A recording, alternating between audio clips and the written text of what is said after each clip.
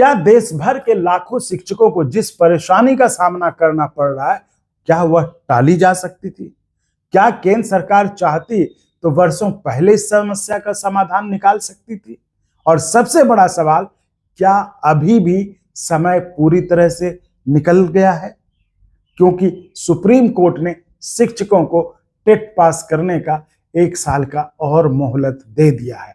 यानी घड़ी अभी पूरी तरह से रुकी नहीं है, उम्मीद की लौ अभी बुझी नहीं है और शायद लाखों शिक्षकों की निगाहें आज भी केंद्र सरकार और केंद्रीय मानव संसाधन मंत्री धर्मेंद्र प्रधान की ओर लगी हुई है। तो साथियों, आज की रिपोर्ट में हम बात करेंगे उस सवाल की जो देश भर के लाखों शिक्षकों के मन में घूम रहा है कि क्या अब भी कोई रास्ता बचा है उनकी समस्या को लेकर।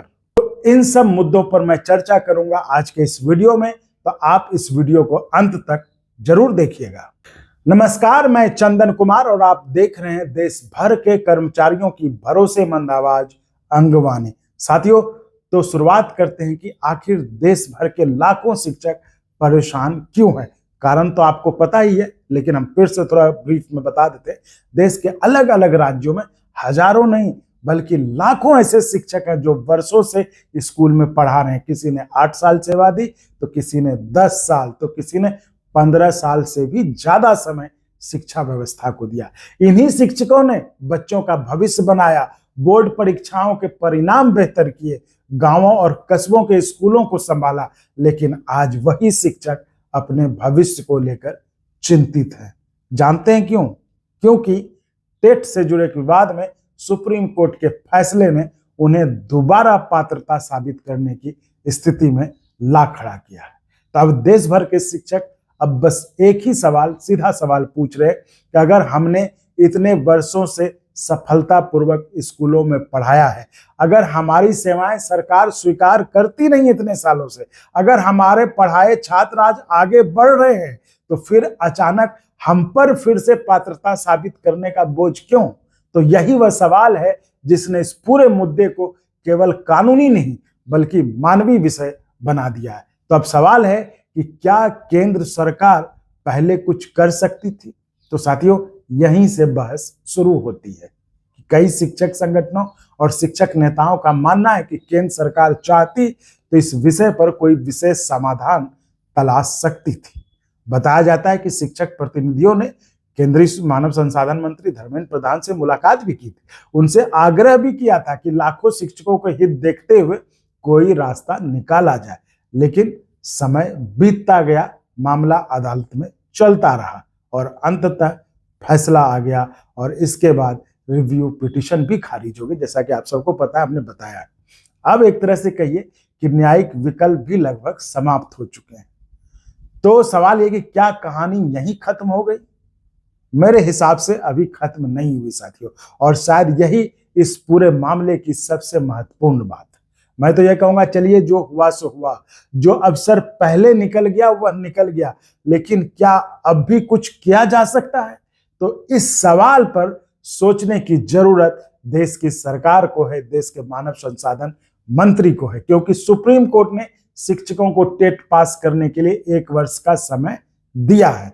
यानी अभी भी समय है, अभी भी संवाद हो सकता है, अभी भी समाधान खोजने की कोशिश हो सकती है। जी हाँ, अब केंद्रीय मानव संसाधन मंत्री धर्मेंद्र प्रधान और केंद्र सरकार के सामने बड़ी जिम्मेदारी है। जी, तो आज लाखों शिक्षक उम्मीद से केंद्रीय मानव संसाधन धर्मेंद्र प्रधान और सरकार की तरफ टकटकी लगाकर देख रहे, क्योंकि शिक्षा मंत्रालय ही वो संस्था है जो राज्यों, विशेषज्ञों और संबंधित पक्षों के साथ बैठकर किसी संभावित समाधान पर चर्चा कर सकते। देखिए साथियों, शिक्षकों की मांग कोई असंभव मांग नहीं है, वो केवल इतना चाहते कि उनके वर्षों की सेवा और अनुभव को भी महत्व दिया जाए, उनकी स्थिति को समझा जाए, और अगर कोई व्यवहारिक रास्ता निकल सकता हो तो उस पर गंभीरता से विचार किया जाए। सवाल यही कि जब रास्ता निकल सकता है तो इस बेमतलब की परेशानी क्यों? शिक्षक, सोचिए आप जरा, एक शिक्षक जिसने 12 साल पढ़ाया, एक शिक्षक जिसने 15 साल बच्चों को शिक्षा दी, उसे अचानक फिर से परीक्षा की तैयारी करनी पड़े। कई शिक्षक उम्र के इस पड़ाव पर पहुंच चुके जहां पारिवारिक जिम्मेदारियां भी बढ़ चुकी हैं। ऐसे में उनका कहना है कि यदि कोई वैकल्पिक व्यवस्था संभव हो तो उन्हें इस बेमतलब की परेशानी से बचाया जा सकता है।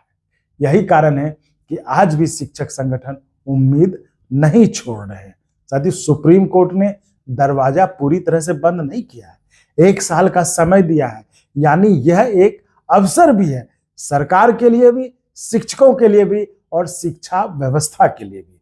तो अगर इस दौरान संवाद होता है, अगर गंभीर प्रयास होते हैं, अगर शिक्षा मंत्रालय पहल करता है तो शायद कोई ऐसा रास्ता निकल सके जो न्यायालय की भावना का भी सम्मान करे और वर्षों से सेवा दे रहे शिक्षकों को इस परेशानी से राहत भी मिल पाए।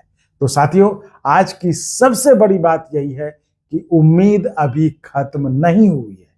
चलिए, जो हुआ सो हुआ, लेकिन अगर अब भी केंद्र सरकार पहल करती है, अगर अब भी केंद्रीय शिक्षा मंत्री धर्मेंद्र प्रधान इस विषय में विशेष रुचि लेते हैं तो शायद लाखों शिक्षक बेमतलब की परेशानी से बच सकते हैं।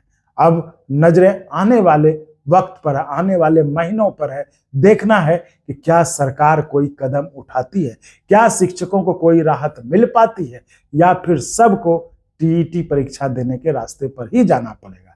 तो साथियों, अपनी राय कमेंट के जरिए व्यक्त जरूर करें।